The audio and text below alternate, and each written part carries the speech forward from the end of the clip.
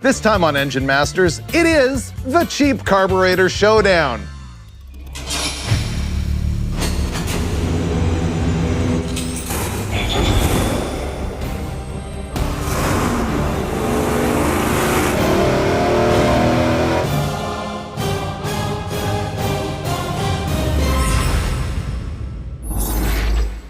Welcome to our low buck carburetor shootout. Now, everything that we've got here is a 4-barrel carburetor advertised as having 750 CFM. We've got the $264 rebuilt Summit carburetor. We've got the $301 remanufactured Edelbrock Performer, and we've got the $355 Street Demon.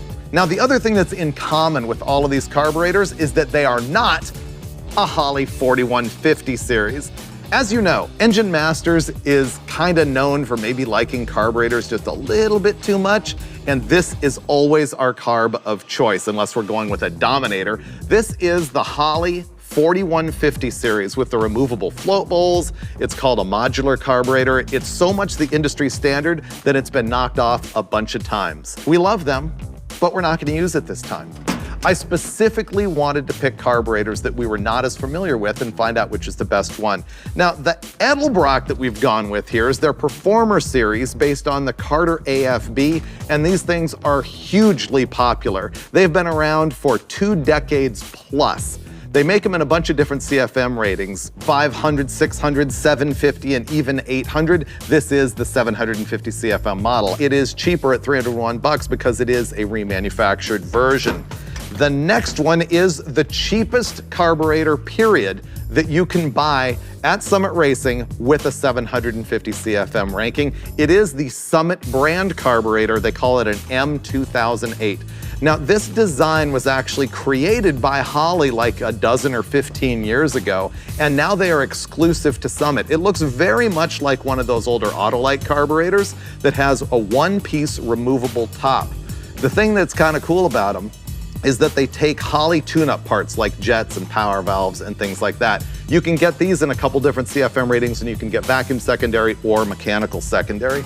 So our last carburetor is also the most expensive. It's right behind me. It is the Street Demon for $355. It looks a lot like an old Carter thermoquad, but it really isn't. It has a lot of upgrades, it's smoother, it's better looking, and what really separates it from the other two is it's not a 4-barrel actually, it is a 3-barrel. It's got a big oval-shaped throttle valve in the back of it, and it does have a big notch in it that makes it 4-barrel-ish, but that notch makes it so it'll fit on a regular intake manifold, and as a matter of fact, it will fit on any intake designed for a Holley 4150 carburetor. It doesn't take a spread bore intake at all. The engine that we're going to be testing all these on is our good old PET 383. You've seen this thing a zillion times on Engine Masters.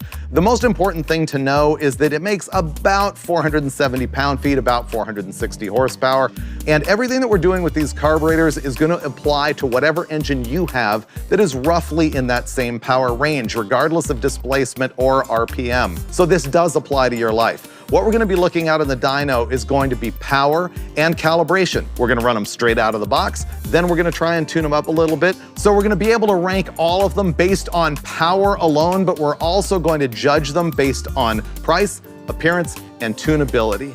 I do have one caveat to this entire thing, which is we're going to be testing these things only for wide open throttle performance. That's all we're going to know about how they drive. That's all we're going to know about how they are tuned up. Your results will vary driving these things around in part throttle, transient throttle positions, and things like that. So remember that as we go into the dyno and make this happen. We haven't even begun, and we've already got one demerit for the Summit carburetor. We fired it up with it running, and it had a hideous vacuum leak. It turns out this housing right here is hitting the intake manifold, and so we're gonna have to stack it with a couple of gaskets. No big deal. However, this is probably the most common intake manifold you would ever run with this carburetor, so this is good for you to know.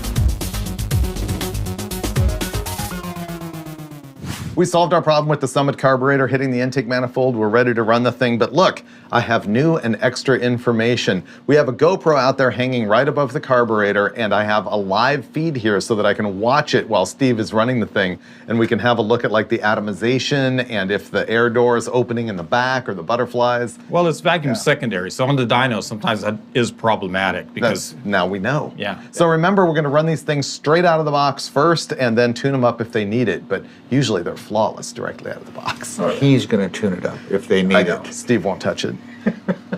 I would look forward to it. It's gonna be my big break. I could get a new career as a carburetor tuner.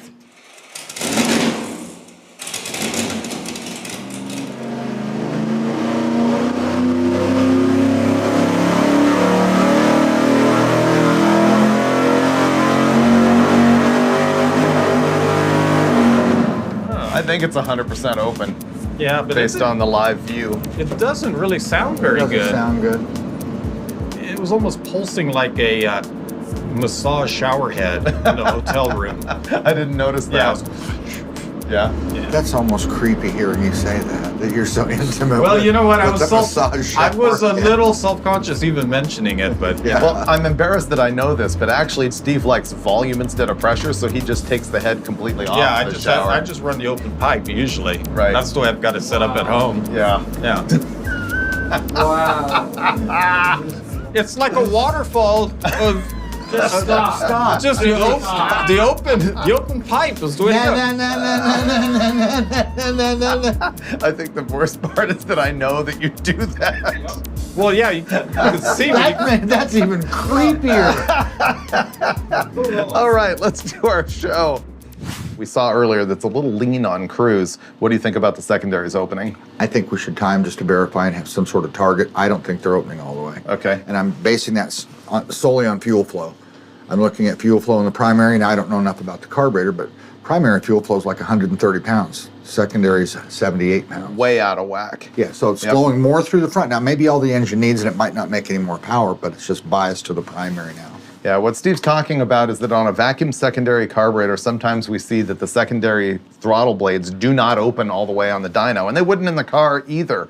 And so what we do is go out there and put a zip tie on the linkage to mechanically force them to open all the way, and we'll either see a difference or we won't. Yeah, just have, like I say, have a target. So Just to let me know. go take care of that. I'll do that right now. How about that, guys?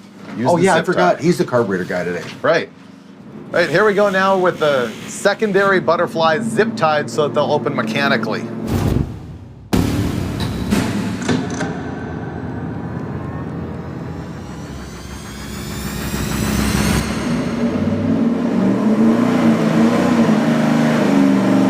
They're open more. Now they're open.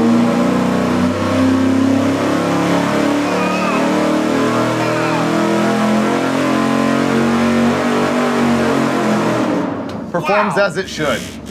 That was killer. I could see in the video that earlier I could see the screws on the throttle blades, and this time they were rolled all the way over. Yeah. It sounded way cleaner, too. Well, as soon as I rolled in and it made just looking at the incoming number at 3,000, it was at 415 pound-feet instead of 399 There or you something. go. So I knew it was better. Can we see if the fuel curve is still happy? Now look how well balanced it is, primary to secondary. Oh, Yep, yeah. the Perfectly fuel flow balanced. primary and secondary is now the same. That is some really valuable information if you have it to look at that fuel flow. Let's look at the power versus the first pull without the zip tie. There you go. That is the difference between the power of a zip tie and no zip tie. So the actual answer to that, if you've got this carburetor in your car, is to mess around with the secondary spring, which actually controls rate and point of opening, but it'll also tend to open it more. And I find that on just about any aftermarket carburetor that's vacuum secondary with a pod like that, they're always oversprung and they just don't open. You know, that's an area that you always have to look at. Look at the power you gain. I know, it's massive. So that's a huge tip for you, just that right there. So our peak power right now is 472 horsepower, and the torque is actually 486.4, which, correct me if I'm wrong, is the best we've ever seen out of this engine. So that's a mind blower. So wow, mark me impressed. Me too. So now we're gonna go to the next most expensive carburetor, which is, I think, the remanufactured Edelbrock. Okay, boom, Edelbrock next. All right. How come I like all the weirdo carburetors? Because they're defiant in the face of the mainstream. Now we're gonna put on the Edelbrock. The tried and true Edelbrock. Now the Edelbrock is basically the configuration very similar to an AFB, which Right. is a production carburetor dating back from when? Like the 1950s? And one of the claims to fame of both this and the Summit carburetor that we tested earlier is that they say they don't leak because they have a lid on top and the gasket is above the fuel level, so it can't leak. I have a feeling you're going to get to jet this to your heart's content, or at least boy. metering rod it to your heart's content. Okay, so this is going to be the Edelbrock 750. Ready? Here we go.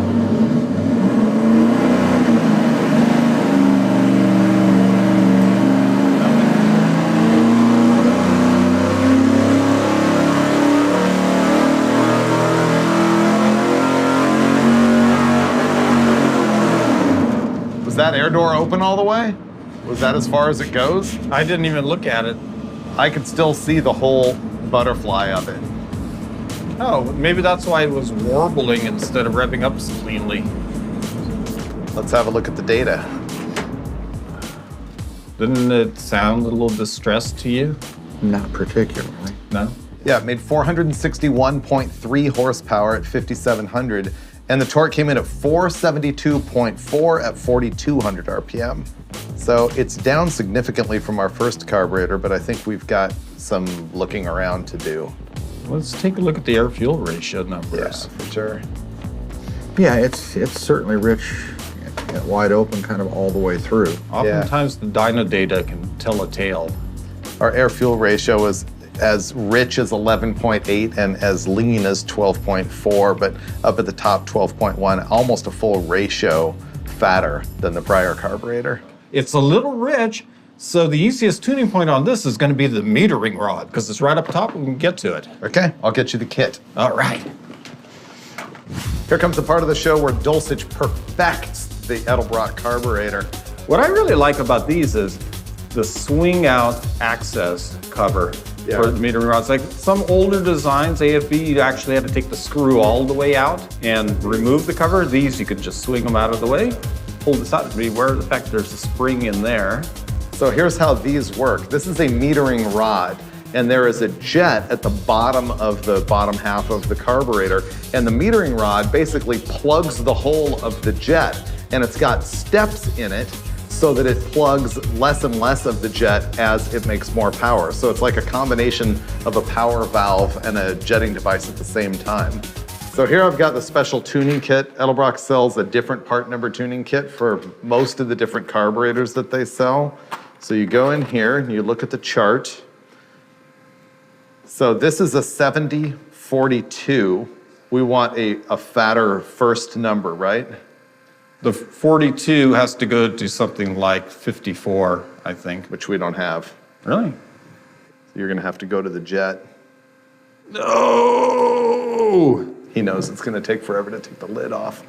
All right, one more screw to tighten up, and we've completed a jet change. We just went to the secondary, and we took a stab at it, going from what, a 407? From a Steve? 407, which is 107 thousandths, To a to a 398. 398. Yeah. So we haven't done the math. It's just a ballpark, but I think it's going to get us pretty close. We're going to be back in the cell, firing this up, and hopefully it'll be just about right. So the secondary jet in these things doesn't have the metering rod, right? It is Correct. just a jet. That's correct. Okay. All right, let's see. Okay.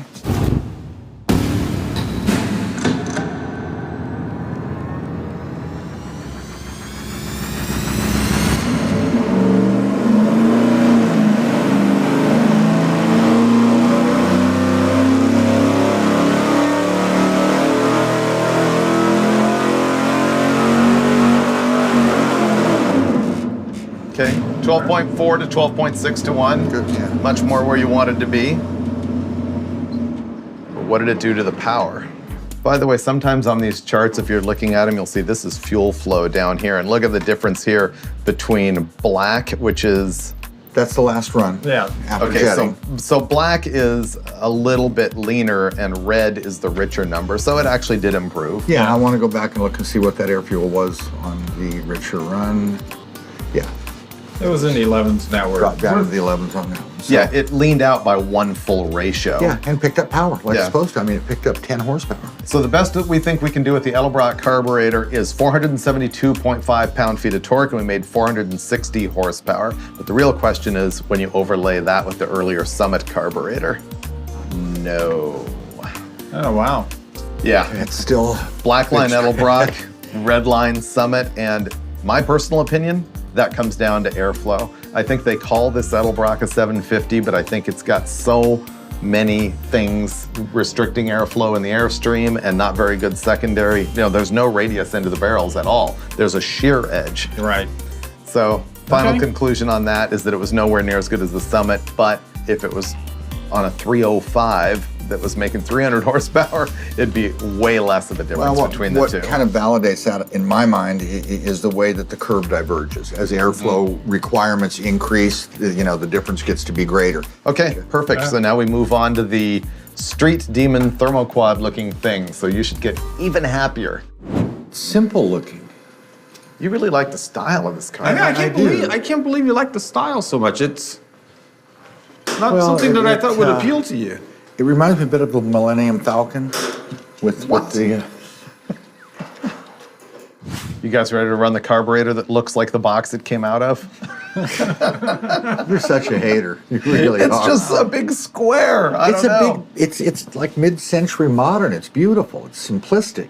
Okay, so this is the Street Demon carburetor that looks a lot like a thermoquad, but really isn't. So we're gonna see how it runs on the 383.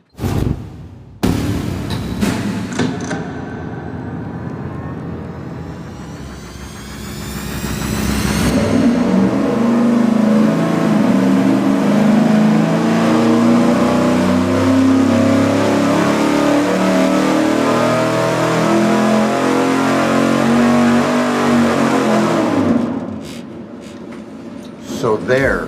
Well, it's a little chubby, but it made power. And that air door you can see in the video, it just thunk, falls right open. Well, that's Yeah. my point, is it's not perfect and it's already good.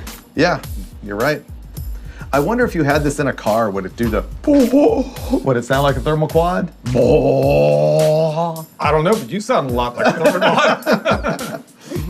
Okay, well, it's running a little bit rich, but nonetheless, it made 481 pound-feet of torque and 470 horsepower. Wow. So it is right in the neighborhood. You know what? We could lean this out and I don't think it was 12 rich too. at the top or past peak torque. It was only at the very bottom that it was too rich. Yeah, it was into the 11s, but then it, like I said, it's kind of got an arc to it. It goes up to 12.8, 12.9, and then we're then at it comes 12.2. down. So if, it'll be too lean in here when we lean if it we out. jet it, then yeah, it's going to start to get to be a little not so good in there where Yeah. peak torque is. Here's with the Edelbrock. Oh, there's the Street Demon compared with the Edelbrock. The Edelbrock being the red lines. What's interesting is the Edelbrock was a little bit better below, about 3,700. No, we're a little fat with And that's what the Edelbrock Demon. tuned and Yeah. jetted. In conclusion, are we going to try and jet it, or are we too concerned that we're going to make it way too lean at peak torque? When Troy brought the carburetor down, I believe he brought a calibration kit with it. Really? Oh, I boy. swear. Let's I'm go outta here, investigate guys. that. We're going to go tune the Street Demon. He's already out of the room. He can't wait. We're heading out to tune this thing, and I realized something that I find ludicrous, which is you cannot jet it without taking it off the manifold, flipping it upside down, and getting at the screws that hold it together under here. Of course, the plus side to that is it's all nice and smooth and pretty up top and has no fasteners. But Dulcich is going to attempt to fix the tune-up without having to do any of that monkey motion by going straight to those metering rods, which are very similar to what we described to you on the Edelbrock carburetor. Okay, don't expect that to do much. Now we're going to run the Street Demon with just a little bit of a fatter, meaning larger diameter metering rod in there in an attempt to lean it out a little bit. You know, Dulcich flippantly advised me to not expect much. Look, I actually think it's going to be damn good. So just get that thing up to temp, pull the handle, and become amazed. It was already good. I know. Yeah, it was. It was good. Maybe it'll make it better.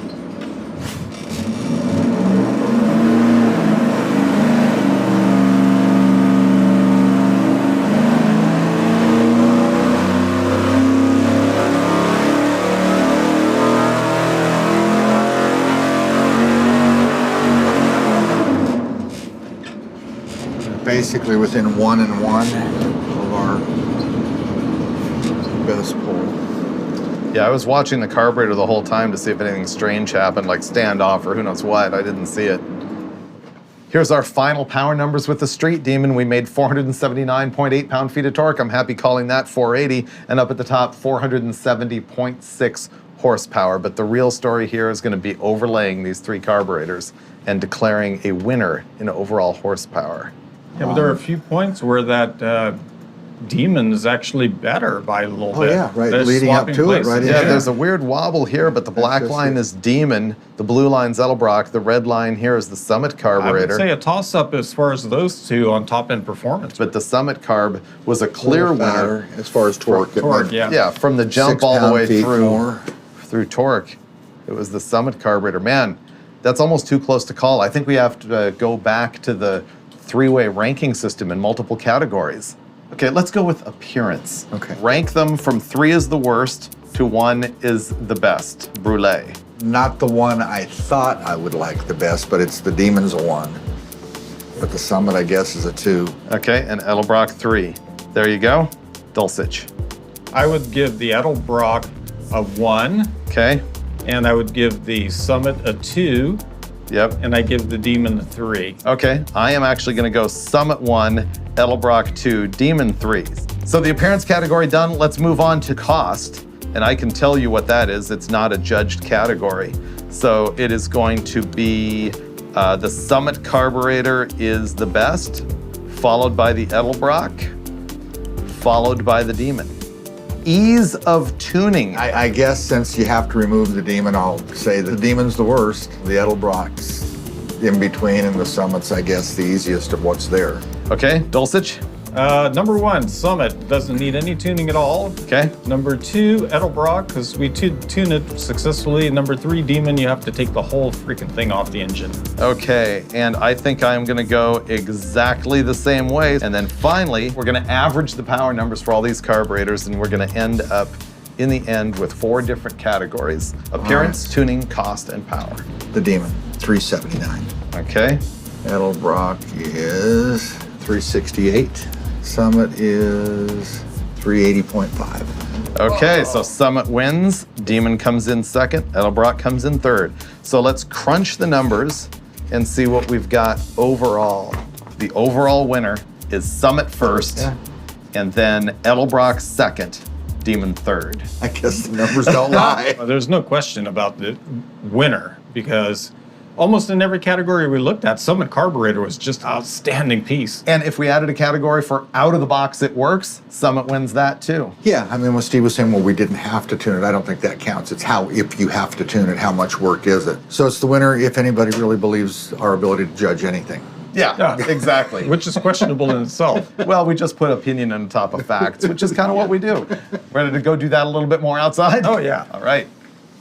Thanks, Brûlé. Thanks. I gotta be honest, I thought that the Summit carburetors were like the dorky kid that gets picked last for like dodgeball. I know, but I liked it right away. It killed, man. I know. I can't even believe it. But I have to say, all of these carburetors that we tested, I think for anything that's making less power than this, you know, they're a win. I think you pick them on appearance and features and tunability rather than on power, really. Yeah, and actually none of them were real chumps on horsepower either. They were all pretty decent and very functional. But conversely, I gotta be honest, if I'm trying to build myself like something that makes 600-700 horsepower, I'm not choosing any of these. No, these are geared more towards the casual hobbyist who just want to bolt a carburetor on, do a minimal, if any, amount of tuning, and then just drive their car. But by that measure, at least at wide open throttle, we don't know about drivability. Summit wins. That's a very good carburetor. Yep. From what we've seen. Still, I'm pretty proud of the shootout. It was really interesting and you loved it. I know, I was like overjoyed. And I hope you are too, because that is our goal with every episode of Engine Masters.